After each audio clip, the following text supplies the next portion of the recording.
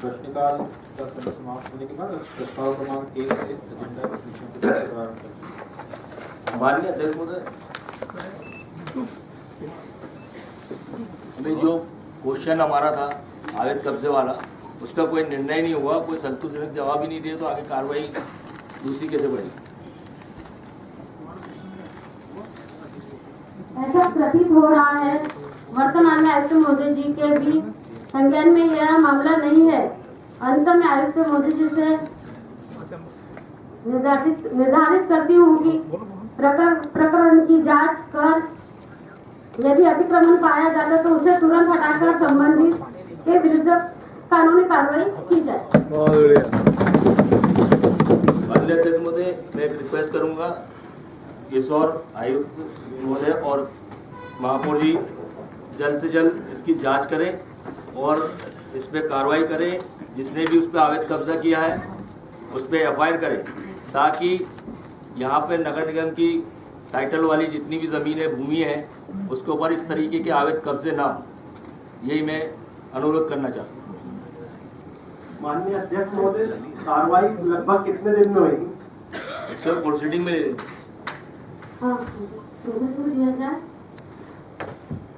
Sir, मेरा एक और क्वेश्चन था, वो लिया नहीं। प्रश्नकाल समाप्त हो चुका है, प्रस्ताव पर चर्चा करते हैं। जब तक कि हमारे प्रश्नों के ऊपर बात नहीं होगी तो आगे कैसे बढ़ेगा? अध्यक्ष महोदय, अध्यक्ष महोदय, जैसे मेरा भाई एक मिनट संभालिए। बात हो जाती है। अध्यक्ष महोदय, जैसे आपको ज्ञात है कि पिछले 2.5-3 साल से परिषद नहीं थी और उसके बाद परिषद में बनने के बाद ये पहली मीटिंग है, तो पार्षद गणों के बहुत सारे क्वेश्चन है जो शहर की समस्या है, जनता से जुड़ी हुई समस्या है, उनके सबके प्रश्न लेने जरूरी है, आवश्यक है इस मीटिंग के अंदर। तो उसके बाद प्रस्ताव पे जाया जाए, ये अनुरोध है आपसे। चर्चा भी करना भी हमको तो, और चर्चा भी करना है।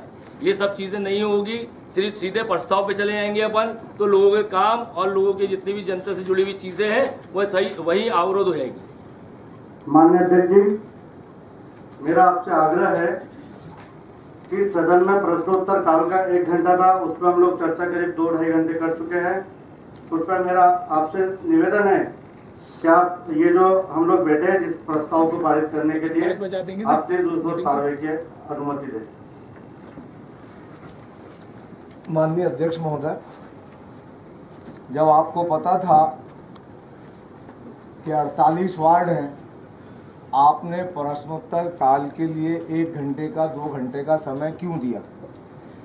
क्या आपको इस बात का इल्म नहीं था कि 48 वार्ड के 100 कम से कम प्रश्न आपने 2-2 मांगे हैं, तो 100 प्रश्न आएंगे? तो क्या 100 प्रश्नों के लिए आप ये जानते थे कि सिर्फ 20 प्रश्नों के उत्तर दिए जाएंगे, बाकी को अपन जो है साइलेंट कर देंगे, उनकी आवाज़ को दबा देंगे, इसलिए समय कम दिया गया था?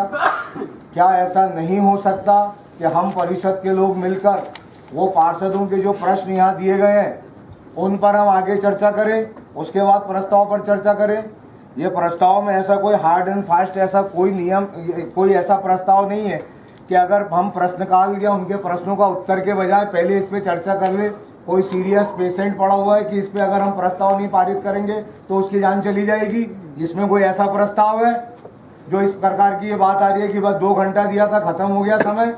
आप समय को आगे बढ़ाइए। जिन पार्षदों ने अपनी समस्याओं को और अपने वार्ड की बातें उस पर प्रश्न में पूछी है, आप दीजिए उसका उत्तर, और 2 घंटा चलेगा सदन, उसके बाद हम प्रस्ताव पर आएंगे। उनको कम से कम ये संतुष्टि तो हो, इलेक्टेड मेंबर हैं, वो चुनकर आए हैं, जनता की समस्या अगर आपके सामने प्रश्नोत्तर काल में नहीं रखेंगे तो कैसे काम चलेगा? सबसे पहले उनके प्रश्नों का उत्तर देकर उनको संतुष्ट होना चाहिए, उसके बाद कोई भी प्रस्ताव आगे पढ़ा जाएगा।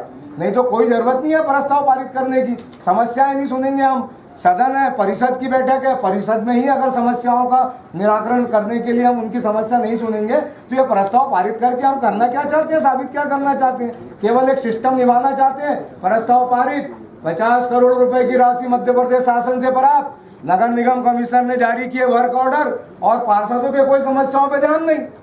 ऐसा नहीं होता साहब। जनहित के लिए चुन के भेजे गए पार्षद हैं, इनकी पहले बात सुनी।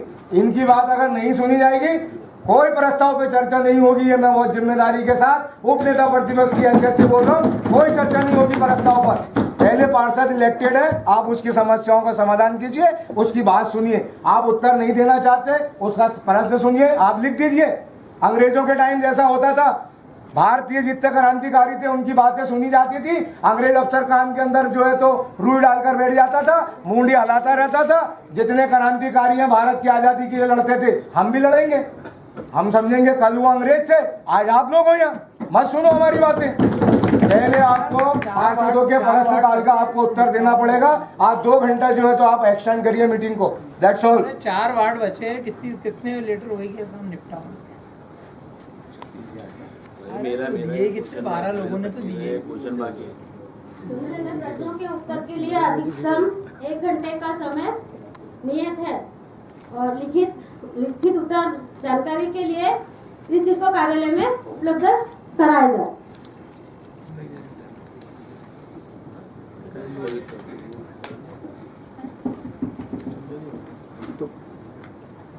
इसका ना एक में प्रावधान है ऐसा। माननीय अध्यक्ष महोदय, धन्यवाद। आप आगे की कार्रवाई के लिए आदेशित करें।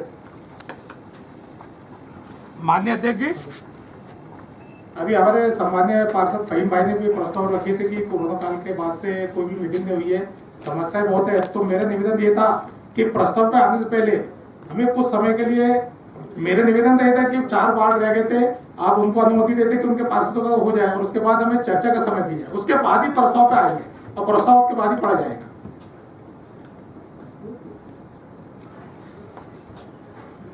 ठीक है सम्माननीय महोदय, आधे घंटे का समय आपको चर्चा में। नहीं, माननीय अध्यक्ष जी, तो उसमें आधे घंटे नहीं, पहले आप जो बाकी के 4 पार्षद है उनका सम्मान करते हुए उनके क्वेश्चनों का जवाब दिया जाए। तो ये होता है कि भाई इनके तो और लोगों का हो गया, हमारा रह गया, तो बाकी के पार्षदों को जवाब दीजिए, उसके बाद चर्चा का समय और उसके बाद फिर प्रस्ताव पे आएंगे।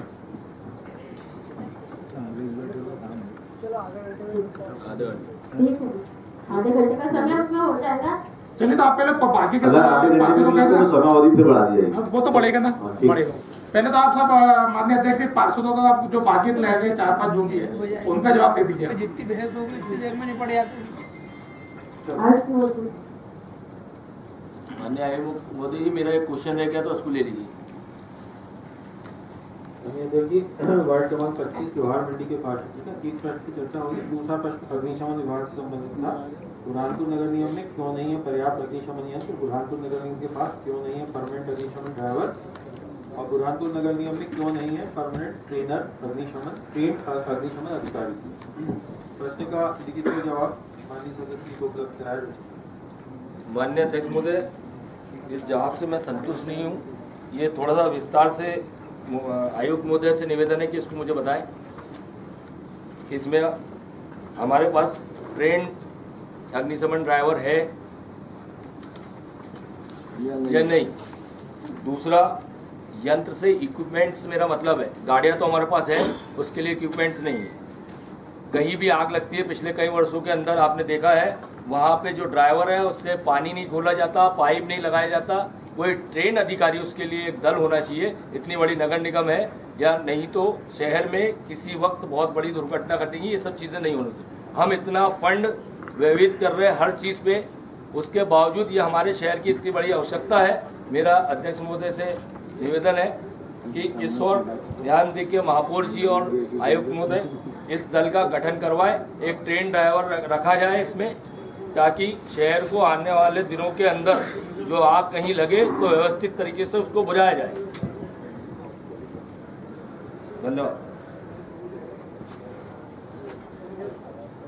माननीय अध्यक्ष जी, माननीय सदस्य का जो सुझाव है वो नोट कर लिया है और उनके सुझाव के मुताबिक आगे कार्रवाई। माननीय अध्यक्ष जी, मैं चाहता हूं कि सदन से सभी पार्षदों से मेरा निवेदन है कि इस चीज़ को प्रस्ताव में लेके इसको पारित किया जाए।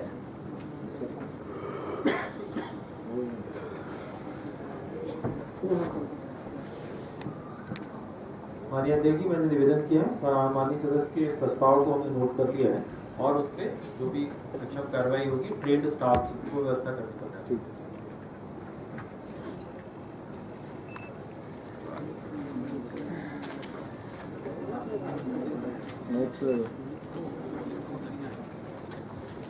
अगला प्रश्न वार्ड क्रमांक 26 डॉक्टर राजेंद्र प्रसाद वार्ड से श्री अब्रार साहब परियोजना प्रकोप से संबंधित 2 प्रश्न पूछे हैं। दोनों प्रश्नों के जवाब माननीय सदस्य को उपलब्ध करा दिए हैं। आपके द्वारा बताया गया है सीवरेज के अंदर तो सीवरेज योजना में कार्य गुणवत्ता के क्या नहीं थी, तो उसमें बताया गया सीवरेज योजना में कार्य गुणवत्ता एडीएस ईसीआरओ एवं पीडब्ल्यूडी के वर्क मैन्युअल के अनुसार होनी रिपेयरिंग वर्क डीपीआर अनुसार मतलब आपके द्वारा किया गया है कि उसको कर दिया जाएगा। और प्रस्ताव नंबर 9 के अंदर आपने उल्लेख किया गया है कि योजना के अंदर 2017 में जो कार्य होना था 30 माह के अंदर कर दिया गया। सर 23,500 यूजर को अपन ने कनेक्शन दिए, उनसे अपने को इसके अंदर 60 रुपये प्रति माह के हिसाब से और जो मतलब कमर्शियल है उनके और अवधि बढ़ा के पैसे अपने को उनसे लेना है। सर ये कार्य संपूर्ण पूरा हो चुका है जो अपन इससे टैक्स वसूल करने की बात कर रहे हैं। योजना में जो चीजें प्रावधान है, सीवर लाइन डलना, एसटीपी का निर्माण, हाउस होल्ड कनेक्शन और पंप हाउस कनेक्शन। सर शहर के अंदर 23,500 कनेक्शन के अंदर से अभी कितने कनेक्शन चालू है? ये इस विषय पे चर्चा शुरू में हुई थी। मैंने बताया कि 23,500 कनेक्शन ऑफिशियली संस्था जो भी निर्माण एजेंसी थी उसने किए थे। उनमें से बहुत सारे कनेक्शन माननीय पार्षद जी ने चर्चा में पहले भी प्रश्न उठाया था, बहुत सारे कनेक्शन कुछ असुविधाओं के कारण टूटे हुए, तो उन टूटे हुए कनेक्शन का रिपेयर भी संबंधित एजेंसी से करा के उनको रिस्टोर करने की बात मैंने पहले। सर संबंधित जो ठेकेदार है उसके कौन से लोग बुरहानपुर में उपस्थित है? मानिए देखिए ठेकेदार के जो ओएनडीएम का काम भी ठेकेदार के पास 10 साल के लिए है। योजना का निर्माण पूरा होने के बाद 10 साल तक योजना का संचालन का काम ठेकेदार को ही करना है। उसके 25 कर्मचारियों की यहाँ पे उपस्थिति प्रोविजन। सर 25 कर्मचारी मतलब एक वार्ड के अंदर 2 कर्मचारी? ये वार्ड वाइज स्थिति नहीं है। इसमें एसटीपी के संचालन में जो कर्मचारी लगते हैं, पंप हाउस के संचालन में जो कर्मचारी लगते हैं और समय समय पे आने वाली जो शिकायतें हैं उनके निराकरण के लिए जो कर्मचारी लगते हैं और इन पूरे कर्मचारियों के सुपरविजन का जो सर हमारे नगर निगम के अंदर उसकी मॉनिटरिंग कौन कर रहे हैं? हाँ नगर निगम में कार्यपालिका हमारे उसकी मॉनिटरिंग करते हैं। सर उनका नाम? श्री विशाल मोरे जी। सर मोरे जी, सर फोन करने के बाद में 5-5 दिन हो जाते हैं, कर्मचारी नहीं आते हैं, तो उसके लिए हमारे नगर निगम ने उस ठेकेदार से किस प्रकार से उसके ऊपर कार्रवाई की है अभी तक के? ऐसी कोई शिकायत होगी? मैंने किया था मोहित जी को, सर पूछिए। एक नाले के अंदर उसने पाइप डाल के गया है जिसकी वजह से पूरे वार्ड का पानी रुक जाता है, पूरे क्षेत्र के अंदर गंदगी मची हुई है। हम मोहित जी के साथ में और शायद आप भी थे उस दिन, अपन ने वहां जाके देखे आज तक क्यों कार्य नहीं किया गया है, तो हमने पर्सनली उसको कटवा के हमारे हिसाब से काम करवा दिया। तो सर इसलिए हम इसको टैक्स देंगे और लोगों को बाहर डाल के हम उनको पैसा वसूल करके देंगे शहर की जनता से। योजना के क्रियान्वयन में जो भी कमियां हैं वो कमियों के हिसाब से ठेकेदार की पेमेंट में। सर काम खत्म होने में कितना समय हो गया है? 2020 में काम खत्म हुआ। अभी क्या चल रहा है सर? 1 साल के अंदर उसने काम कुछ नहीं किया, काम खत्म होने के बाद में तो उसकी क्या गारंटी है कि हम ये पास करवाने के बाद में और उससे पैसा हम देंगे? ये हमारे स्टाफ की जिम्मेवारी है कि जो ठेकेदार है उससे ओएनडीएम के जो भी काम है। सर मेरा निवेदन है कि अभी इस प्रस्ताव के अंदर तो हमको टैक्स के मामले के अंदर बात नहीं करना है, और दूसरा सर कि उसको रिपेयरिंग के अंदर क्या क्या काम करना था? रिपेयरिंग में कहीं लाइन टूट रही है तो लाइन का रिपेयर नहीं सर, जो खोदा था उसने उसकी बात कर रहा हूँ। रिपेयर में उन सभी सड़कों को रिस्टोर करना था। रिस्टोर सर सड़क की साइज क्या होना चाहिए जिसको रिस्टोर करेगा? जितनी ट्रेंच की साइज है जो खुदाई हुई है, जैसे एक गली है जो 8 फीट चौड़ी है, उसको उन्होंने 4 फीट खोद दिया, 2 फीट इधर से बची, 2 फीट उधर से बची और 20 के अंदर पेवर लगा दिया। इस प्रकार से रिपेयरिंग करना था क्या कि जिससे शहर के अंदर गाड़ियों के अंदर चलने के अंदर दुर्घटना हो? प्रावधान तो यही था कि जितनी सर प्रावधान ये था, तो हमारे नगर निगम ने जब मैप बनाई थी तो उस गलियों को पूरी के पूरे रोड की रिपेयरिंग का काम करना था। गलियों का सर ऐसी डिजाइन बना दी गई है कि जैसे किसी लेडीज ने छीट वाले कपड़े पहन के रखी है। पूरे शहर के अंदर हर गली के अंदर आपको इस घर के अंदर लगाया हुआ कनेक्शन लगेगा, उस गली के अंदर पूरे शहर के अंदर डिजाइन बनी हुई है। तो शहर की व्यवस्था जो खराब की गई है सर, तो उसके लिए हम ये पास करवा रहे हैं कि उसको 6,06,000 रुपए प्रति महीना नगर निगम देगी। तो सर ये पैसा दिए जा रहे हैं अभी कि अभी नहीं दिया गया है? दिया जा रहा है। किस बात का दिया जा रहा है सर, जबकि उसके कर्मचारी शहर के अंदर मौजूद नहीं है। 10 फोन मैं लगाता हूँ और हमारी नगर निगम 6,06,000 रुपए महीना उसको दे रही है। किस बात का दे रही है? बताया ना योजना के संचालन सर योजना का संचालन जब हो नहीं रहा है तो हम पैसा क्यों दे रही है हमें नगर निगम से? योजना का संचालन हो रहा है नहीं हो रहा सर। 48 पार्षद यहाँ बैठे हुए हैं, अगर कभी बोल दे कि योजना का संचालन समय के ऊपर हो रहा है तो मैं आपकी बात को मान लूंगा सर। एसटीपी पर डिस्चार्ज पहुंच रहा है, 8 एमएलडी का डिस्चार्ज। अरे सर पानी तो आप अगर कभी उसमें नहीं भी डालेंगे तो पानी हर जगह पहुंच जाएगा। पानी को पहुंचाना वो नहीं है सर, जो पानी ऊपर से बह रहा है सेंटर से स्कूल के पास में आप जाके देखिए, एक महीना पानी ऊपर से बहता है, बच्चे उस गंदगी के अंदर से जाते हैं। हमारी नगर निगम के एक कर्मचारी अट्टे की मस्जिद के पास बुधवारा चौराहा, सर शहर के अंदर मेरे वार्ड के अंदर कम से कम 10 चैम्बर, अभी आप चलिए यहाँ से, मैं फोटो लाना भूल गया तो मैं आपको फोटो दिखाता, सारे चैम्बर भरे हुए, चैम्बरों के ढक्कन टूट गए हुए, लोगों के पैर उसमें आते कि 2 जन के पैर टूटे हुए, उसका जिम्मेदार कौन है सर? ये काम तो नहीं सर, मेरा निवेदन है कि यहाँ पे एक प्रस्ताव पास करवा के उस ठेकेदार के खिलाफ कार्रवाई की जाए, उसके बाद में उसको पेमेंट रिलीज किया जाए, तो उसका 6,06,000 रुपए महीने का पेमेंट रोका जाए। पेमेंट जो ठेकेदार को किया जा चुका है, ये 6 लाख तो हर महीने देते हैं। ये 6 लाख जो है ना, ये 6 लाख मेंटेनेंस के लिए इनके चार्जेस अलग है, बाकी जो इसके ठेकेदार ने ठेका लिया तो ये पूरी योजना को काम क्रियान्वित करने का, उसका पेमेंट इस शर्त पे दिया गया था कि वो 10 साल तक इसका संचालन करेंगे और मेंटेनेंस करेंगे, और उसमें 6 लाख रुपए ये शर्त थी। ठेकेदार को वो पेमेंट पूरा दे दिया गया, संचालन की कोई जिम्मेदारी नहीं, वो पेमेंट तो पूरा ले गया ठेकेदार। अभी प्रति महीने के हिसाब से 6,06,000 रुपए उसको दिया जा रहा है, तो ये 6,06,000 रुपए आज हमारी नगर निगम से दिया जा रहा है, जिसका वो बिल्कुल उसका कोई उपयोग नहीं हो रहा है, तो उसके जिम्मेदार नगर निगम के अधिकारी, संबंधित अधिकारी को आप खड़े करके उसके उस विषय को बात करवाइए सर। माननीय अध्यक्ष ये देखिए सर, ये है शहर की समस्या। माननीय अध्यक्ष महोदय, माननीय ने जो प्रश्न किया उसके लिए मैं भी आपसे कुछ कहना चाहता हूँ। कुछ दिनों पूर्व मेरे वार्ड में भी सीवर लाइन का कुछ चौक हुआ था, तो मैंने संबंधित से बात करी, जो इसका 10 वर्षों तक उनका मेंटेनेंस करना है, तो उसने बाकायदा उसके आदमी भेजकर उसका निकासी की है। अगर कहीं कोई समस्या है तो माननीय अध्यक्ष महोदय के माध्यम से मैं आयुक्त महोदय से आग्रह करता हूँ कि अगर माननीय सदस्य के वार्ड में कोई दिक्कत है तो उसको संबंधित को आदेशित करके आप जो उसकी समस्या है उसका निराकरण किया जाए। ताकि ऐसा नहीं है कि कहीं कोई मेरे वार्ड में समस्या थी तो उसका निराकरण हुआ, ऐसा मुझे लगता है कि बहुत सारे वार्डों का हो, हमें कहीं कुछ बचा हुआ तो उसको हम सुधारने का प्रयास करें। चलो हाथ ऊंचा करके बता दीजिए कितने लोगों के वार्ड में समस्या है। 25% काम हो गए समस्या वाले उठाने थे, और जिनके वार्ड में समस्या नहीं है उनको उठा दें, जिनके वार्ड में समस्या वहाँ हमारे वार्ड में 25% हमारे वार्ड में समस्या है।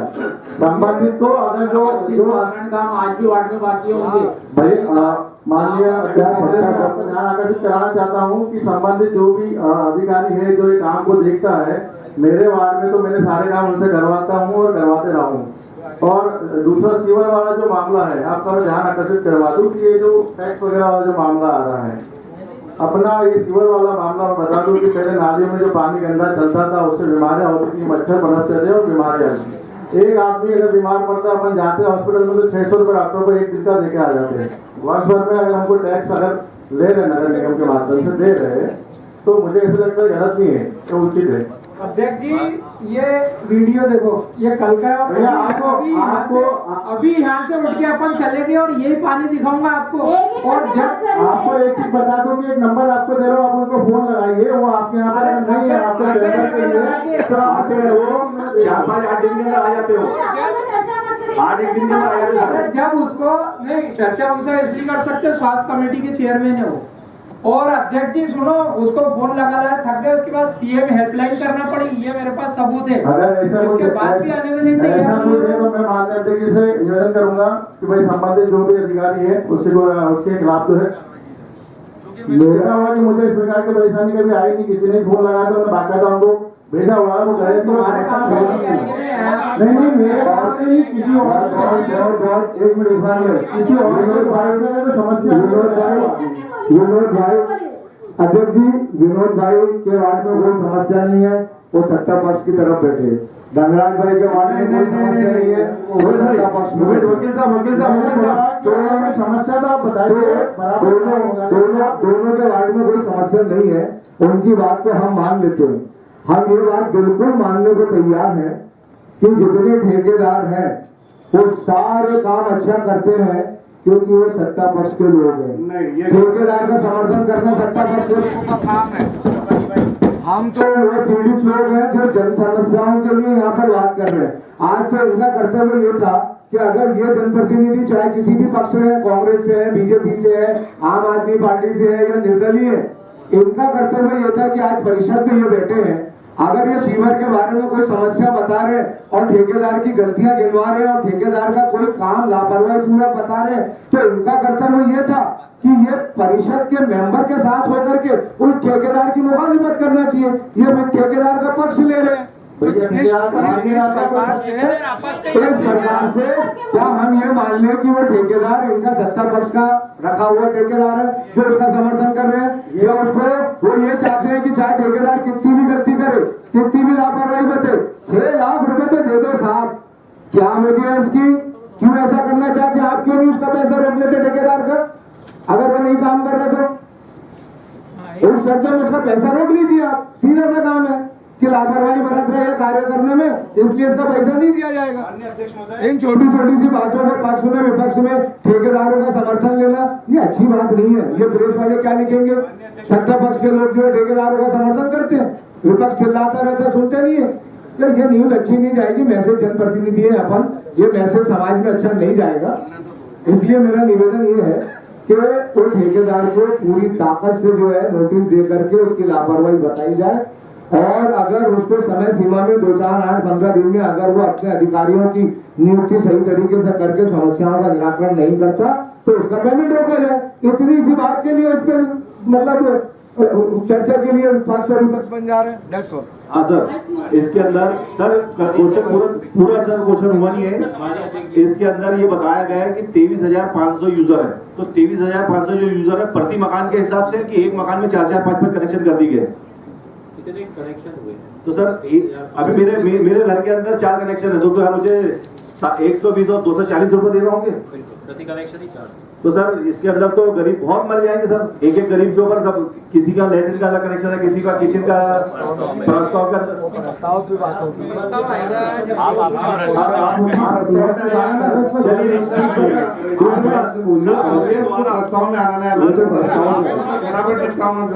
आपसे बताया गया है कि उस ठेकेदार द्वारा रिपेयरिंग का काम संपूर्ण कर दिया गया है। सर आपके नगर निगम द्वारा उसकी जांच की गई है कि काम पूरा हो गया? माननीय अध्यक्ष महोदय, ये सारे विषय प्रस्ताव के हैं। कृपया कमिश्नर साहब इस्माइल भाई कार्य संपादन नहीं, ये प्रश्न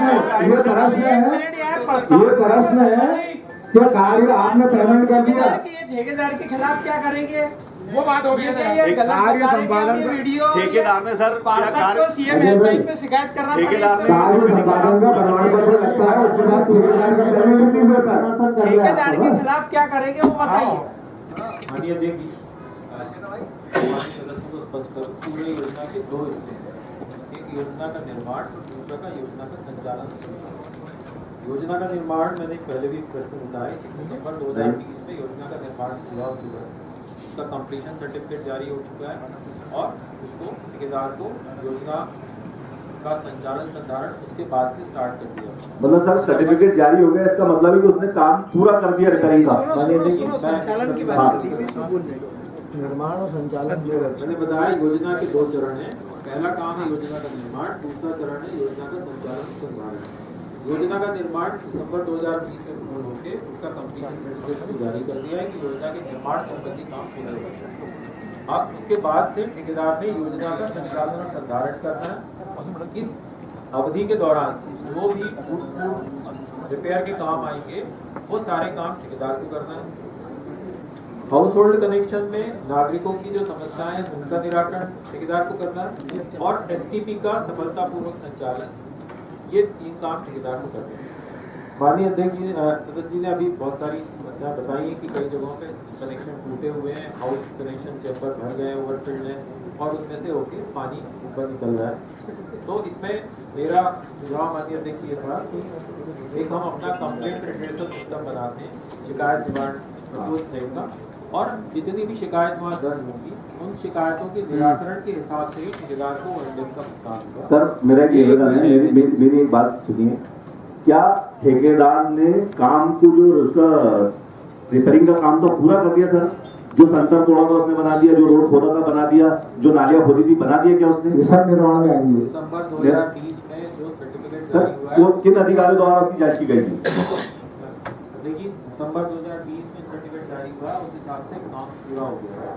उस काम के पूरा होने के बाद बहुत स्वाभाविक है कि जहाँ जहाँ सीवर लाइन डली है 5-5, 6-6, 10-10 मीटर तक खुदाई हुई और उस खुदाई में जब रिस्टोरेशन होता है तो वो एक बार में व्यवस्थित नहीं होता है, रोड का बार बार सेटलमेंट होता है और रिस्टोरेशन धस जाता है। इसका भी नियमित रूप से सुधार कार्य ठेकेदार को करना है। सर और ये ठेकेदार ने मेरे वार्ड के अंदर जो संतर तोड़ा था आज तक के वो बने नहीं है, जो गली खोदी थी आज तक की खोदी नहीं है, पूरे वार्ड के अंदर उसने लाइन नहीं बिछाया हुआ है। वार्ड के अंदर ऐसी कहीं गलियां हैं जिसके अंदर उसने लाइन नहीं डाला हुआ है और उसका काम कैसे पूरा हो गया? सर मैं मेरे वार्ड की बात कर रहा हूँ, अगर कभी सदन के पास समय हो तो अपन यहाँ छोड़ के चल के मैं भी दिखला देता हूँ आपको। देखिए जो नेटवर्क का डिजाइन था और जहाँ जहाँ नेटवर्क की प्लानिंग थी उस हिसाब से तत्कालीन जो तकनीकी एजेंसियां थी उन्होंने मतलब सर हम ये समझे कि कागज पे चल हो गए हैं, उसके बाद में जो लोग हैं तो उनका पानी हमारे घरों के सामने से बहेगा, नालियां बंद हो जाएगी सब, ऐसा कराएगा अपन, ऐसा करेंगे सर? इनका ऐसा कहना साहब कि कागजों पे आपने सब कंप्लीट बता दिया, कार्य संपादन का प्रमाण पत्र दे दिया, पेमेंट देके उसको रवाना कर दिया। इनका कहना ऐसा है कि जो खोदा गया गड्ढा है वो भी निर्माण कार्य में भरने की जिम्मेदारी उसी की है, ठेकेदार के निर्माण कार्य में जितनी जगहों पर उसने खोदा है उसका सिमेंटीकरण करना भी कार्य निर्माण के अंदर आता है। तो आज भी बाकी है और ठेकेदार ने उसको किया नहीं है, तो आपने कार्य संपादन का सर्टिफिकेट दिया कैसे? वो ये इतना सीधा सा प्रश्न पूछ रहा है, इतनी ज्यादा उलझन वाली बात नहीं है। आज भी वो वर्क बाकी है जिसका पैसा आपने वो ठेकेदार को दे चुके निर्माण कार्य के नाम पे। अब ये गड्ढे कौन करेगा? क्या इसका लिए अलग से पैसा दिया जाएगा? तो हम तो पैसे को बर्बादी कर रहे हैं ना। इतना सीधा सा प्रश्न है। वो ठेकेदार काम छोड़ के चला गया, उसने काम पूरा नहीं किया, हमने पैसा दे दिया, कार्य संपादन का प्रमाण पत्र दे दिया, तू तो जा भैया पैसा लेके, हम है यहाँ देखते हैं कोई और फंड आएगा फिर लगा देंगे। ऐसा है जनता का जो चाहो करो। इतना सीधा सा प्रश्न है अध्यक्ष जी, और साफ दिख रहा है कि नगर पालिक निगम के जितने भी जो भी अधिकारी उस समय रहे होंगे उसने कार्य संपादन का प्रमाण पत्र दिया, पैसा भी दिया, लेकिन इस बात की जांच नहीं की कि ठेकेदार जिस अनुबंध के हिसाब से पैसा ले रहा है वो कार्य उसने पूरा किया भी कि नहीं किया। इसीलिए अनुबंध की कॉपी भी जो है संचालक महोदय के पास जांच में चली गई, चाहे कि अब कोई देख नहीं पाए, और कार्य संपादन का प्रमाण पत्र में ये लिखा हुआ नहीं मिलेगा कि ठेकेदार को कौन कौन सी शर्तों पे अनुबंध किया गया था। इसलिए पूरा मामला फिर रफा दफा हो जाएगा, फिर उसमें लाखों रुपए का चूना जो है जनता के पैसों को फिर लग जाएगा। तो इसी प्रकार से स्कीमें आ रही है और उसमें पैसा जो है सर्वनाश जनता का हो रहा है। हम इधर ध्यान देने को तैयार नहीं है। बहुत संतोषजनक उत्तर की आवश्यकता है ऐसे मामले में कि हम इन पैसों की सुरक्षा कैसे करें और कार्य कैसे करें। आप उन गड्ढों को कैसे भरवाएंगे ठेकेदार से, इस चीज का जवाब दे दीजिए। आप खत्म हो जाता है प्रश्न उनका। अभी हो जाएगा सर, जो ऑफलाइन के टेंडर है आप उसमें हमारे संतर बनवा देंगे, वो ठेकेदार के पास राशि तो हमारी पूरी चले गई। जैसा कि हमारे सदस्य जी कह रहे हैं, ठेकेदार को एक एक जगह का चिन्हांकन करके नोटिस दिए और इस बात के भी नोटिस दिए कि ठेकेदार की जो यहाँ ओएनएम का जो मासिक भुगतान करते हैं उसमें से और ठेकेदार की जो परफॉर्मेंस गारंटी की राशि अभी जमा है निगम में उस राशि से वसूली करके वो काम कराया जाएगा। ठेकेदार को इस बाबत नोटिस दिए जा चुके हैं और हम इसके लिए प्रॉपर बेस तैयार कर रहे हैं, बार बार सूचना देके, ताकि हम स्वयं काम करा के और ठेकेदार की उस जमा राशि से उस राशि की वसूली। सर अपन जमा राशि से करेंगे, लेकिन तत्काल प्रभाव से उसको जो 6,06,000 रुपये महीना दिया है उस पर रोक लगाएंगे। दूसरा आधा प्रश्न सर, ये जो संचालन और संधारण की बात आप 6 लाख रुपए 6.5 लाख दीजिए, वो बराबर कर नहीं रहे, शिकायतें बहुत आ रही है, उसके लिए क्या करेंगे अभी? मानिए देखिए ये बात जैसा कि सभी सदस्यों ने कही है कि बहुत सारी शिकायतें हैं जिसका समय पे निराकरण नहीं हो पाया। तो मैंने भी निवेदन किया कि हम एक ऐसा शिकायत निवारण का एक पूरी व्यवस्था गठित करें जिसमें महीने में प्राप्त होने वाली शिकायतें और उनमें से कितनी शिकायतों का संतुष्टिपूर्वक निराकरण हुआ, इन निराकरण के आधार पर ही ठेकेदार को पेमेंट किया जाएगा और जितना प्रतिशत शिकायतों का निराकरण नहीं होगा उतना प्रतिशत पेमेंट उसके मासिक जो भी भुगतान है उससे कटौती। माननीय अध्यक्ष महोदय, मेरा एक और सुझाव है आयुक्त महोदय को कि अभी जो सीवरेज के जो टैंक टूटे हुए छोटे छोटे, उसका भौतिक सत्यापन करा लीजिए आप बस। सिक्योरिटी फंड है उसका। सारी बातें आ गई सर की।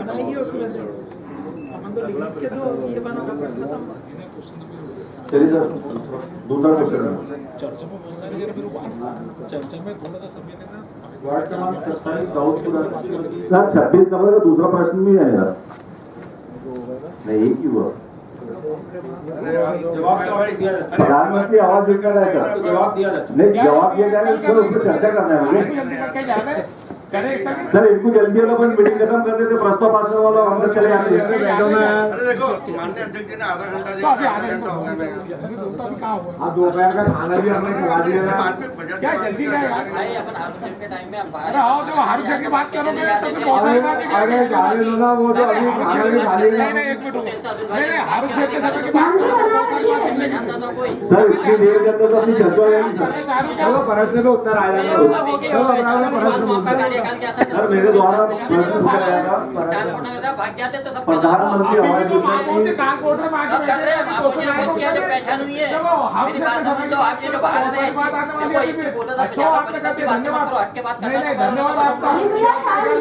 सर आपके वहाँ पे कहाँ कोर्ट में बैठी है?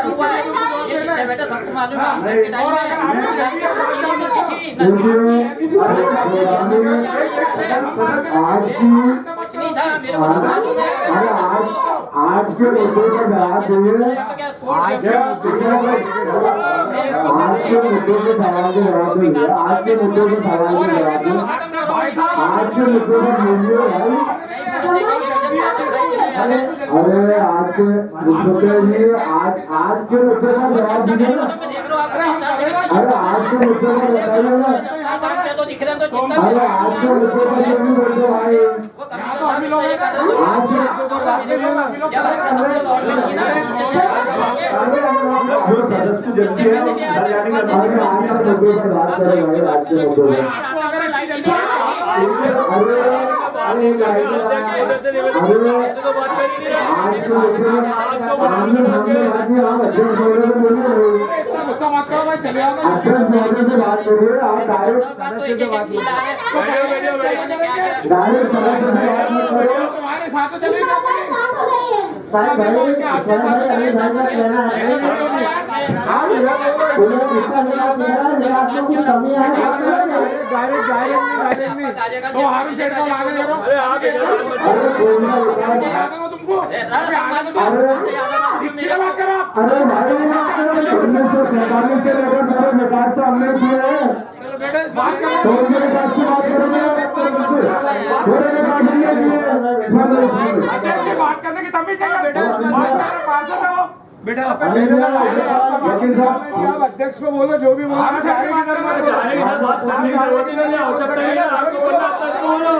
आप अध्यक्ष को बोलो, डायरेक्ट इधर मत बोलो। आप अध्यक्ष को बोलो। आपसे जो बोल रहे हैं अध्यक्ष को बोलो। माननीय अध्यक्ष जी, अरे माननीय अध्यक्ष को बोलो। आप डायरेक्ट अध्यक्ष को बोले, इधर सदस्य की तरफ मत संबोधित करके बोलो। व्यक्तिगत दुश्मनी निकालो, व्यक्तिगत दुश्मनी पे। अरे यार गलत बात कर रहे, बात करने की तमीज है क्या हमको? नहीं भटकेंगे, बिल्कुल विषय पे ही चल रहे हैं। ये भी विषय है गौरव भैया, ये भी विषय है। अरे ठीक है सर, अभी वर्तमान नियमावली संबंध घोषित है। निगम की कोई भी योजना का लाभ लेने हेतु टैक्स भरना आवश्यक है। ठीक है सर, टैक्स भरेंगे। अपन ने पूर्व के अंदर लोगों को टैक्स की रसीद के ऊपर, जिनकी नजुल टैक्स की रसीद थी, उसके ऊपर अपने लोगों को लाभ दिए। एक बात सर कि जिनके पास में बख्शिश थी, उनके नाम की नगर निगम में नामांकन था, हमने उनको लाभ दिए। अरे काय का लाभ दिए बताओ ना पहले। पीएम आवास का 28 लाख रुपए का सर मेरा निवेदन है कि पुरानी उसको देखते हुए हमें इस बार भी प्रधानमंत्री आवास योजना का जो नजुल टैक्स की रसीददारी है, जिन्होंने अपने पट्टों का आवेदन लगाए हैं, उनको भी लाभ दिया जाए। और दूसरा, जिनके पास में नगर निगम की टैक्स की रसीद है लेकिन उनकी जमीन जो है नामांकन के अंदर लगी हुई है, वहाँ पर उनके पिताजी का दादा का नाम है, उन्हें भी आवास योजना का लाभ दिया है। पूर्व में हमने ऐसा दिया है सर, उससे हमारे को बहुत तकलीफ हो रही है। वार्ड के अंदर बहुत सारे लोग उससे वंचित हैं। माननीय अध्यक्ष जी, योजना लागू होने के बाद कई आधार पे हितग्राहियों को लाभान्वित किया।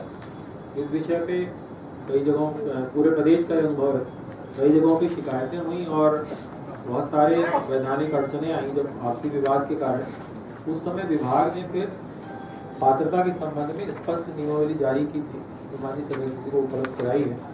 और उस नियमावली में भी बड़ा स्पष्ट है कि नजूल की अगर भूमि है तो नजूल से पट्टा जारी होने के बाद ही हितग्राही को लाभान्वित किया जा सकता है।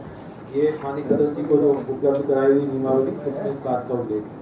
तो इसलिए ये तो चूंकि शासन की नियमावली से वैधानिक शर्त है, इसका उल्लंघन या इसको विलोपित करते हुए हम किसी हितग्राही को लाभान्वित नहीं। सर, इसके पहले मतलब अपन ने इसको नजरअंदाज कर, नियमों को नजरअंदाज करके लोगों को लाभ दिए। माननीय अध्यक्ष जी, ये स्पष्टीकरण वर्ष 2021 में जारी हुआ है। इसके पहले अलग अलग आधार पर हितग्राहियों को लाभान्वित किया जाता रहा है और जब उन्हें कई बार विवाद की स्थितियां बनी और शिकायतें मिली और वो सारी चीजें शासन तक पहुंची, तब शासन ने उन नियमों को पुनः स्पष्ट करते हुए जो नियमावली मैंने आपको उपलब्ध कराई है वो जारी की है। सर, ये नियमों में संशोधन हुआ क्या योजना चालू होने के बाद? हाँ, कब संशोधन हुआ सर? 2021 में। 2021 के बाद में अपन ने किसी टैक्स रसीद के ऊपर या किसी बख्शिश वाले को लाभ नहीं दिए सर? मेरी जानकारी के हिसाब से। सर, अगर कभी हम ऐसा उपलब्ध करवा देंगे तो क्या उन लोगों को पुनः फिर से लोगों को लाभ देंगे आप? नहीं, उनको लाभ नहीं देंगे, जिनको गलत लाभ मिला उन पे कार्रवाई होगी सर। दूसरा सर, इसी से जुड़ा हुआ दूसरा मामला है, प्रधानमंत्री योजना स्कीम दिशा निर्देश में बिंदु क्रमांक 2 के उप बिंदु क्रमांक 2.1 में उल्लेख जनगणना 2011 के अनुसार सभी संविधिक कस्बा जो नोटिफाई किए गए कस्बे मिशन में शामिल होने का पात्र होंगे। नोट, राज्य संघ राज्य क्षेत्र को संबोधित कस्बा जो संबंधित शहरी क्षेत्र को घेरता है जैसे संबंध में तथा अनुसूचित नियोजित क्षेत्र को इस मिशन में शामिल करने की छूट होगी। सर, मैं आपसे निवेदन करना चाहता हूँ, सदन को सेवा निवेदन करना चाहता हूँ कि बुरहानपुर नगर निगम की सीमा से लगा मात्र कुछ ही दूरी पर अहमदीन पंचायत, जिसमें हमीदपुरा, आजाद नगर, गोटिया पीर ऐसे अन्य क्षेत्र जो नगर निगम की सीमा क्षेत्र से लगे हुए हैं, सर वो रहवासी हमारे बुरहानपुर के हैं तो हम उन्हें भी योजना का लाभ देने दे। माननीय देखिए, जो माननीय सदस्य जी ने अभी नियमावली की स्पष्टीकरण पढ़ा है, ये प्रधानमंत्री आवास योजना किन जगहों पर लागू होगी उसके बारे में है। तो जो नोटिफाइड एरिया है, जो बजट में नोटिफाइड है कि ये शहरी क्षेत्र है, उन क्षेत्रों में ही आवास योजना का लाभ दिया जा सकता है। जो पंचायत क्षेत्र है वहाँ पे प्रधानमंत्री आवास योजना ग्रामीण अलग से वहाँ पे शासन की योजना प्रचलित है, वहाँ के हितग्राही या वहाँ के निवासी पात्रता होने। सर, हितग्राही तो हमारे नगर निगम के हैं हम लोग, जहाँ निवास कर रहे हैं जिस स्थान पर, अगर वो निवास स्थान जो भूमि है वो ग्रामीण क्षेत्र के रूप में, पंचायत के रूप में अगर वो नोटिफाइड है तो फिर वहाँ पे प्रधानमंत्री आवास योजना शहरी का लाभ नहीं देगा। सर, तीसरा इसी के अंदर सर एक और है, प्रधानमंत्री आवास योजना स्कीम दिशा निर्देश बिंदु क्रमांक 7 के उप बिंदु क्रमांक 7.7 उल्लेख अनुसार केंद्र सरकार द्वारा राज्य सरकार को आवास निर्माण हेतु एक मुश्त धनराशि जारी की जाएगी तथा राज्य सरकार आवास निर्माण के प्रगति के आधार पर 3 से 4 किस्तों में लाभार्थी को तीर्थ सहायता जारी करेगा। भारत सरकार शायद 30,000 रुपए की अंतिम किस्त आवास के पूर्ण होने के पश्चात जारी होगी। महोदय, यह बताने की कृपया करें कि आवास में मिलने वाली संपूर्ण राशि 2,50,000 रुपए 3 किस्तों में हितग्राहियों को वर्तमान में जारी की जा रही है, किंतु उपरोक्त उल्लेख अनुसार रुपए 30,000 की अंतिम किस्त, तो क्या पूरी योजना 2,80,000 रुपए की है? माननीय अध्यक्ष जी, जब योजना प्रारंभ हुई थी उस समय पहली किस्त भी जिसको हम आज, मैं पहले तो वर्तमान स्थिति बता दूं, वर्तमान में 3 किस्त मिलती हैं। पहली किस्त 1 लाख रुपए की, दूसरी किस्त पुनः 1 लाख रुपए की और तीसरी किस्त 50,000 रुपये। जब योजना प्रारंभ हुई थी उस समय पहली किस्त 40,000 रुपये की मिलती थी, दूसरी किस्त 60,000 रुपये की मिलती थी। इस तरह से पहले 5 किस्तों में सारी राशि का भुगतान होता था। उसमें ये अंतिम किस्त 30,000 रुपये की थी। योजना में अनुदान की राशि शुरू से ही 2,50,000 रुपये प्रति हितग्राही है, अभी भी उतनी ही है। किस्तों की जो राशि है उसको और किस्तों की संख्या में परिवर्तन समय समय पे होता रहा है, और आज के समय पे जो लागू प्रावधान है उसके हिसाब से 3 किस्त होती है, 1 लाख, 1 लाख और 50,000, इससे कुल 2.5 लाख रुपए की राशि बैंक में। सर लेकिन अभी तक के लोगों को 50,000 रुपए की राशि नहीं मिल रही है। शहर के अंदर लोग बहुत परेशान है उस बात को लेके। हम 1-1 साल हो जा रहा है लोगों को राशि नहीं दे रहे हैं, तो उसके लिए क्या करेंगे सर? माननीय अध्यक्ष जी, शासन ने निर्धारित किया है कि जिस डीपीआर में 90% हितग्राहियों के मकान पूर्णता के स्तर पर आ गए हैं, उस डीपीआर में ही तीसरी किस्त की राशि शासन से रिलीज हो रही है। प्लीज यार, अब आप आपके तरफ से बता दो क्या सही है क्या गलत है। बहुत हो गया ना यार। सर क्या माननीय अध्यक्ष महोदय, ये इसमें सर एक उत्तर आपकी तरफ से जो आया है माननीय कमिश्नर साहब, सदस्य जी अभी इसमें थोड़ा सा अंतर आ रहा है। आप जो आप बोल रहे हैं, जो आप कह रहे हैं और जो इसमें लिखा है आवास योजना के अंदर, उसमें थोड़ा सा अंतर आ रहा है जिसको स्पष्ट करना आवश्यक है। जैसे अभी यहाँ से ये प्रश्न आया था कि जिनके नाम पिता के या दादा के नाम खसरे में है और वो यही शहर के अंदर रहते हैं, हम उनको भी नहीं दे रहे हैं इसलिए कि उनके नाम का नामांतरण नहीं है। अब यहाँ पर आपने जो हितग्राही के लिए दिशा निर्देश जारी किए हैं, इसमें नजूल मेंटेनेंस खसरे के अंदर उस व्यक्ति का नाम होना ऐसा उल्लेखित नहीं है। इसके अंदर केवल 3 चीजें दर्शाई है जो आपने दिया है नियम। अर्ध कच्चे या पक्के मकान जो भी है, भूखंड स्वत्व के संबंध में यदि हितग्राही पट्टाधारी है, मतलब शासकीय जमीन पर अगर उसका है, या कच्चे भवन की रजिस्ट्री सैंडिंग, एक चीज ये होना। अब इसके आगे निकाय में दर्ज भवन धारा, या तो रजिस्ट्री हो या नगर निगम में उसका नाम दर्ज हो, दोनों स्थिति में आपको पात्र मानना है और उसको देना है। आगे आता है पैतृक निवास के उपरोक्त अनुसार भवन भूखंड धारक, मतलब कब्जाधारी पैतृक निवास में, ये बाप दादा वाला जो मकान है। भवन संयुक्त परिवार के स्वत्वधारी हो तो उन्हें पात्र माना जाएगा। तो इसमें तो कहीं भी ऐसा नहीं है सर, इसमें तो और दे रहा है उल्टा के पैतृक निवास है और वो भवन धारक है, और आपकी नगर निगम के अंदर अगर उसका कहीं नाम आ रहा है तो कहने का मतलब ये है कि वो कब्जे के आधार पर भी पैतृक संपत्ति में तो हितग्राही के रूप में पात्रता रखता है। इसके अंदर खसरे में हम लोग ना क्यों मांग करते हैं कि खसरे में ही एंट्री होना जरूरी है, इसमें कहीं भी ऐसा दिया नहीं है सर। तो इसमें हमको बहुत ही संजीदगी से विचार करना पड़ेगा, कहीं हम कोई रास्ता इन गरीब लोगों के लिए निकाल सकते हैं। इसको थोड़ा सा आप देखिए, खसरे के लिए आना हमारे लिए जो है वो जरूरी नहीं है, क्योंकि उसका नगर निगम में सर, अपने नगर निगम में नामांतरण है, अपने टैक्स के सुविधा तो उसका नाम है। जो पैतृक संपत्ति के आधार पर जो आवास योजना है, इसमें मुझे आज कुछ समय हुआ है, मेरे पास ही कम से कम 15 ऐसे प्रकरण हैं जिनमें पैतृक पुराने मामलों में, पुराने डीपीआर में पैतृक संपत्तियों के आधार पर नाम दिया है और उनके बाकी के उत्तराधिकारी उस पर आपत्ति कर रहे हैं कि एक ही व्यक्ति को परिवार के लाभ दे दिया गया और हम इस लाभ से वंचित हैं। जिसका टैक्स आपत्ति है तो ये, लेकिन आपत्ति कैसे आमंत्रित, अगर कोई पैतृक संपत्ति का दस्तावेज लेकर आता है तो ये कैसे निर्धारित होगा कि उसके और कौन कौन उत्तराधिकारी। इसके लिए मेरा नागरिकों से अनुरोध है कि पैतृक संपत्तियों का समय पे नामांतरण और रिकॉर्ड में अपना नाम दुरुस्त कराना सबका नागरिक दायित्व है, ताकि इस तरह के विवादों से बचा जा सके और आने वाले समय में योजनाओं का लाभ लेने में किसी को कठिनाई न हो। तो पहले लोगों का दायित्व है कि अगर वो किसी पैतृक संपत्ति के आधार पे योजना का लाभ लेने जा रहे हैं तो अपने पारिवारिक जो बंटवारेनामे या जो भी संपत्तियों का वितरण उसको ठीक करके अपने नाम दुरुस्त कराने, ताकि आगे भी इस तरह का कोई विवाद की स्थिति न हो। बंटवारा बुला लीजिए ना, आप नामांतरण के लिए प्रेस राइज मत करो, जब उसके अंदर है ही नहीं तो अपन कैसे प्रेस राइज करेंगे? उनसे बंटवारा बुलवा लीजिए, 1000 रुपए के स्टाम्प पे उसमें सारे परिवार का आ जाएगा। बंटवारे की वैधानिकता भी हम लोग कैसे तय करेंगे कि इस बंटवारे में सारे परिवार के जो उत्तराधिकारी उन्होंने भाग लिया है कि सर वो लिख के दे रहे हो सर, उसके ऊपर पाया जाएगा। तो अब एक बार योजना का लाभ दे देने के बाद उस पर क्या कार्रवाई, वो तो बहुत मतलब टेढ़ा प्रश्न हो जाएगा। लेकिन सर जो योग्य वो भी इससे वंचित हो जा रहे हैं, नामांतरण योग्य में उसको समय पे अपना नामांतरण की कार्रवाई करा के वो योग्य है तो बिल्कुल योजना का लाभ मिलेगा। अध्यक्ष जी 2.5 लाख रुपए दिए जा रहे हैं, लेकिन 50-50 हजार रुपए गरीब लोगों को नामांतरण के लिए लग जाते हैं। वो मजदूर आदमी है, वो 5,000 रुपए तो जमा नहीं कर पाता, नामांतरण के लिए 40,000 50,000 रुपए कहाँ से लाके देगा वो, और उसके पास 40-50,000 रुपए वो तो नामांतरण कराए फिर आपके पास में लेके आए। तो फिर मोदी जी का ये सपना जो है वो तो मेरे को लग रहा है कि हम बुरहानपुर की नगर निगम से जो है तो बिगाड़ने के चक्कर में मोदी जी कह रहे हैं ले लो, रूल्स में दे रहे हैं, नामांतरण का नहीं बोल रहे हैं मोदी जी, आप उसमें जो है तो प्रशासनिक स्तर पर रोकना चाह रहे हैं उसको।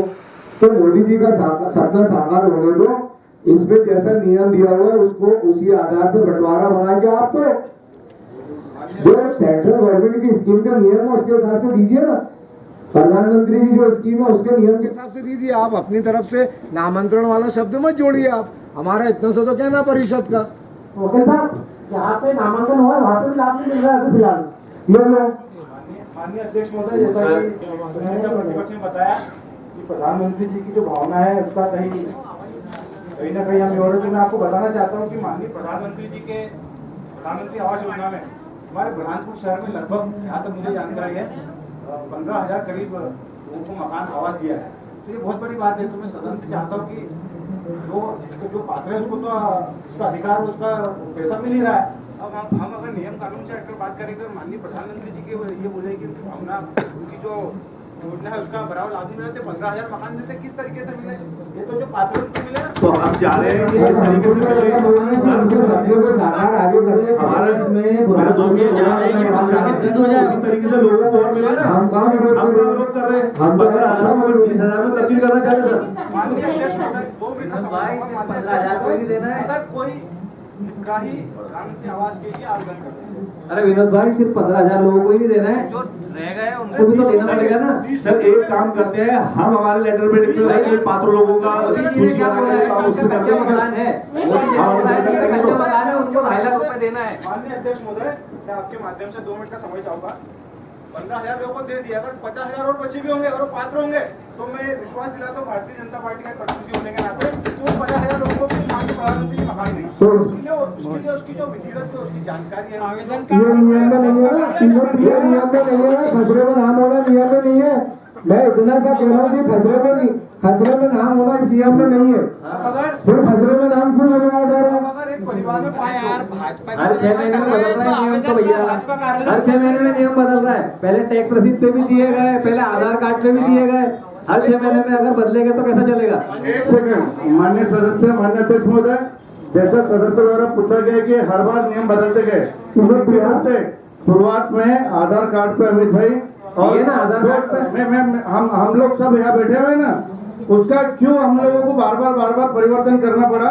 क्योंकि अगर किसी पिता के 4 पुत्र है और उसके किसी एक बेटे को उसका लाभ मिल रहा है, 3 लोग आकर के शिकायत कर रहे हैं, आपत्ति उठा रहे हैं, तो उस विषय को लेकर के तो जिसके घर से अरे उसको रोक दो ना।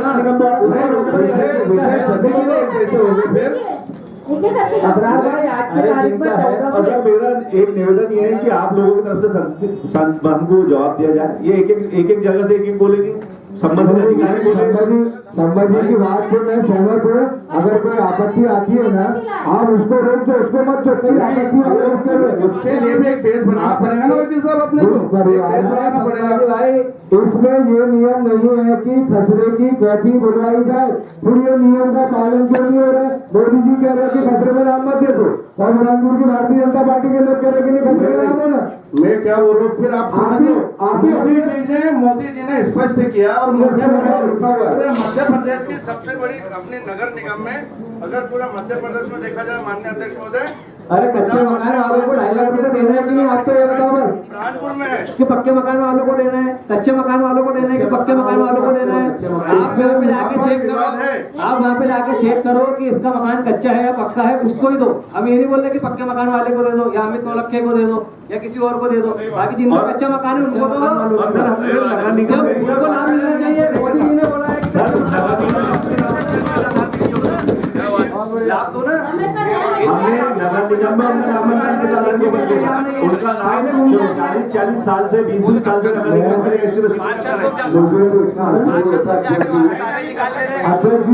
अध्यक्ष जी इतना आश्चर्य होता है, सिंपल सी बात कह रहा हूँ मैं। उसको चर्चा का विषय बना दिया गया। ये नियम है प्रधानमंत्री आवास योजना के। इस नियम में कहीं भी नहीं लिखा है कि खसरे के अंदर नामांतरण होना चाहिए। फिर हम क्यों मांग रहे हैं? या तो ये कहते सत्ता पक्ष के लोग, आज ये प्रेस वाले भी देख रहे हैं, चला जाएगा समाज में मैसेज कि इनका कहना है कि नियम में भले खसरे का नहीं लिखा है, लेकिन भारतीय जनता पार्टी के सत्ता पक्ष के लोग खसरे में सत्ता पक्ष के लोग जिन्होंने 15,000 मकान स्वीकृत किए, यही सत्ता पक्ष के लोग जिन्होंने 15,000 मकान स्वीकृत किए साहब। ठीक है,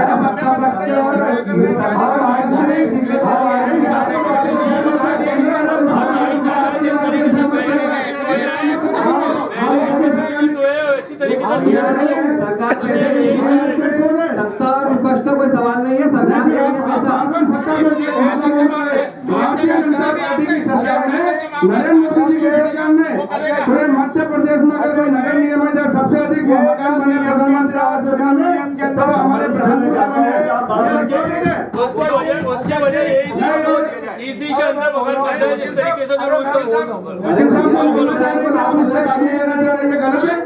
अरे संभाजी भाई, इन गाय को आप लेना चाहिए कि नहीं? बस इतना बोला बाकी नियम से मिलना चाहिए, बाकी नियम से मिलना चाहिए, कि सिद्धाई को आप लेना चाहिए, लाभ मिलना चाहिए, नियम से मिलना चाहिए, नियम से मिलना चाहिए, बस नियम से मिलना चाहिए। हाँ, तो इस नियम से मिलना चाहिए। आप फैसला कीजिए।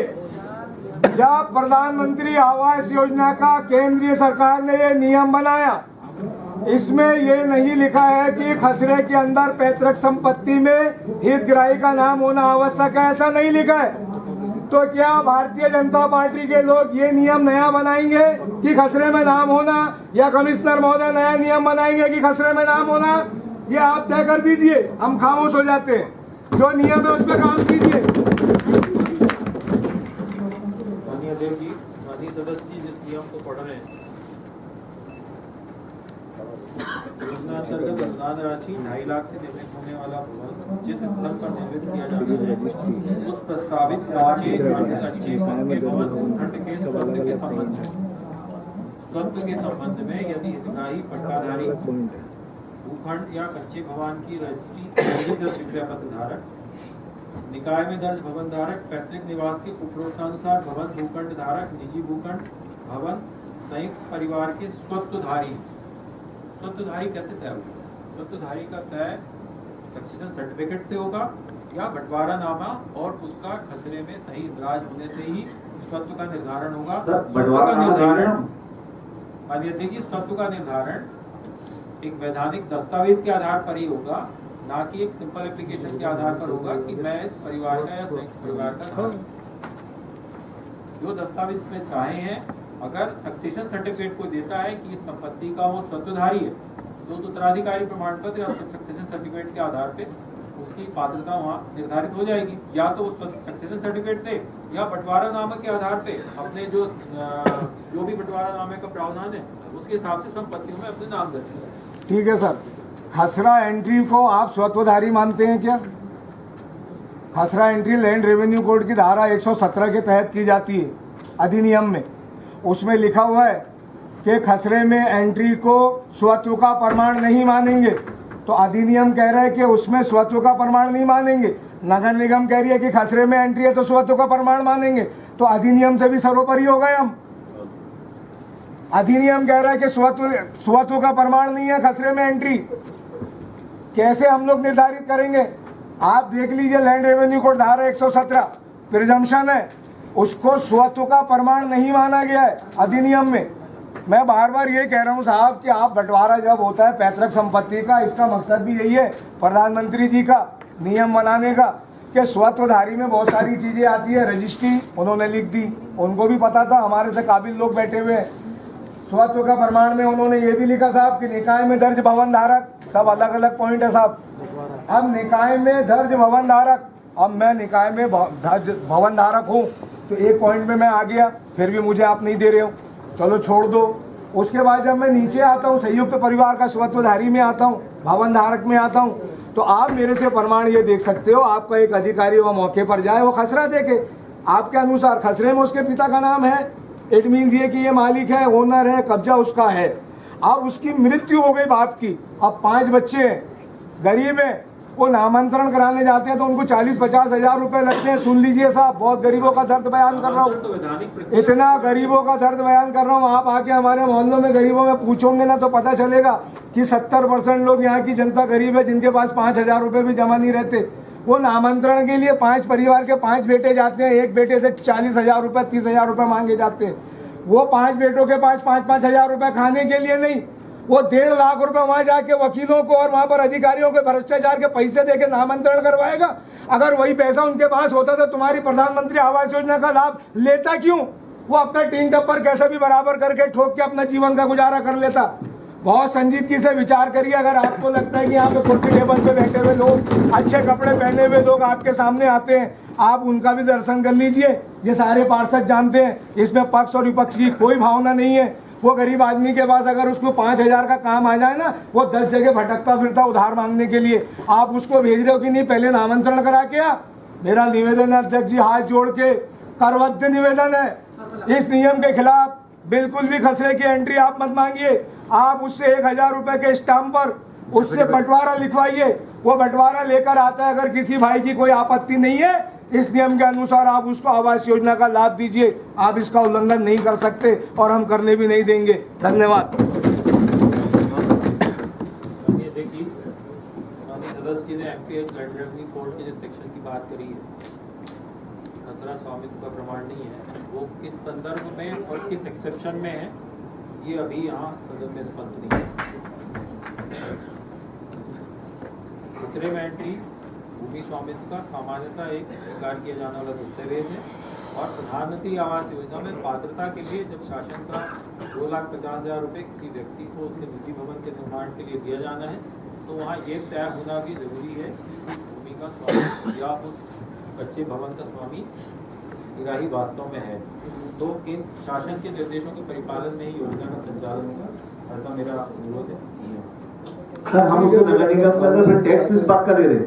नहीं मानना चाहते तो सर हम नगर निगम में उस व्यक्ति से टैक्स किस बात का ले रहे हैं जब उस संपत्ति का मालिक नहीं है तो उसको लाभ नहीं दे सकते, उससे टैक्स जरूर लेंगे। 60 रुपए ये दे दो, 70 रुपए वो दे दो, 500 रुपए वो दे दो। सर अगर नहीं मानना चाहते हर चीज को तो फायदा थोड़ी है यहाँ पर इतना चिल्ला के इतना बोल के। माननीय अध्यक्ष महोदय, आपसे आग्रह करता हूँ, यहाँ बहुत सारे नए पार्षद सुधर आए तो हम इस्माइल अंसारी जी माननीय सदस्य है, सभी 2-3 बार जो बाकी की प्रश्न अगर 5-10 मिनट में हम जो नए हमारे साथी चीज के उनके प्रश्नों का अगर हम सुन लें और फिर आगे कार्रवाई। सबको सुनिए सर, मेरा निवेदन है कि आप मेरे को इससे संतुष्ट करवा दीजिए कि जो मालक नहीं है हम उससे टैक्स कैसे ले रहे हैं। ये माननीय अध्यक्ष महोदय, अब कृपया कर आगे की कार्रवाई के लिए आप नहीं संभाजी क्या होगा यार, अभी सर मेरी बात हम नहीं तब तक कोई कार्रवाई ज्यादा कुछ नहीं, इतना ही बात है। निवेदन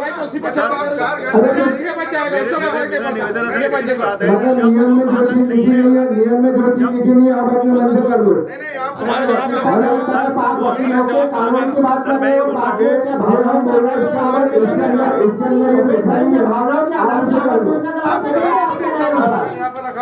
सर मैं निवेदन है कि किसी बात बता दो आपकी जो मालक नहीं है, वो मालक नहीं है, हम उसे टैक्स कैसे ले रहे हैं? की बात मान लो ना भाई, नियम में खसरे का नहीं लिखा है ना, आप खुद ही कानून बता रहे हो, खुद ही भावनाओं की बात कर रहे हो। भावनाओं को मत मान लो, नियम को मान लो। नियम में लिखा है खसरे की जरूरत नहीं है, वो मालक नहीं है, हम टैक्स किस बात का ले रहे हैं सर? नियम में लिखा खसरे की आवश्यकता है, नियम में लिखा खसरे की आवश्यकता नहीं है, नियम में लिखा है ना खसरे की आवश्यकता नहीं है। और तो आप बोलिए ना कि खसरा मत मांगो, ये नियम में लिखा है ना, खसरा नहीं मांगो। आप तो अरे नियम में मांगो ना, सर मेरे को आप मेरी बात का जवाब दे दीजिए। शांति से बात सुनिए सर मेरा आगे की कार्रवाई के लिए सर मेरा निवेदन है, मेरे बात का इतना सा उत्तर दे दीजिए आप कि वो भवन का मालक नहीं है तो हम उसे टैक्स किस बात का ले रहे हैं? क्या वो नगर निगम द्वारा बनाई गई सड़कें, लाइट, बिजली, पानी इसका उपयोग नहीं कर रहा है श्रीमान जी? तो फिर वो क्यों मकान का टैक्स लेंगे आप उससे? क्यों नहीं देंगे? तो कैसे उससे ले रहे हो? नगर निगम द्वारा उपलब्ध कराई गई सुविधाओं का लाभ नहीं ले रहा है। तो कौन ले रहा है? जो व्यक्ति आप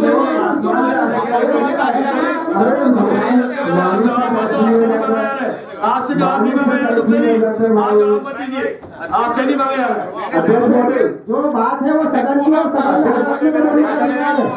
मेरा छोटा सा निवेदन है कि मैं आयुक्त महोदय से ये पूछना चाहता हूँ कि वो मालक नहीं है तो हम उससे टैक्स किस बात का ले रहे हैं? मेरा एक निवेदन है, अगर इतने सारे डाउट है मैं आयुक्त महोदय से आग्रह करूंगा कि आप सामान्य सदस्यों को समय दे दीजिए। इतना सदन का कीमती समय आप जब भी सामान्य सदस्य आपसे समय मांगेंगे आप आपके कार्यालय में बुला लीजिए। जितने सारे डाउट होंगे ये माननीय सदस्य जी के आप दूर कर दीजिएगा, मेरा ऐसा आग्रह है। और कार्रवाई सदन की आगे बढ़ाई। निवेदन है, मेरे को इस बात का स्पष्टीकरण कर दीजिए आप कि हम जिससे टैक्स ले रहे हैं वो मकान का मालक नहीं है क्या? हम उससे टैक्स किस बात का ले रहे हैं? माननीय अध्यक्ष जी, नगर निगम अधिनियम के हिसाब से नगर निगम के संपत्ति कर में दर्ज संपत्ति का प्रमाण स्वायत्त का प्रमाण नहीं है। नगर निगम किसी अतिक्रामक से भी संपत्ति कर और समेकित कर वसूल सकता है। सर उसके नाम से टैक्स वसूला जा रहा है। आपके प्रश्न का माननीय